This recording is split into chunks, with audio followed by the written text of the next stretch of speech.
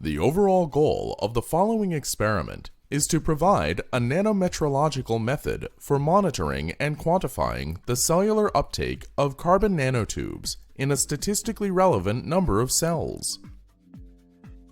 This is achieved by first treating the cells with water-dispersible carbon nanotubes, which enter the cells in a concentration-dependent manner. These carbon nanotubes are eventually labeled with a fluorescent marker. Then, after fixation, each cell is imaged in the bright field, dark field, and fluorescent channels of a multispectral imaging flow cytometer.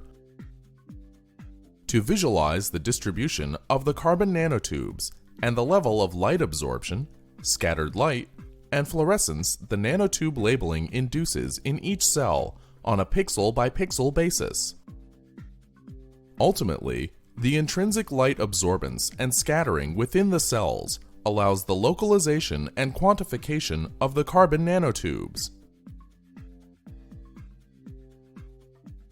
So this method can help answer new questions in the nanotoxicology and nanomedicine fields, such as the impact and fate of carbon-based materials in living cells, and also the potential of carbon nanotubes as a drug delivery system.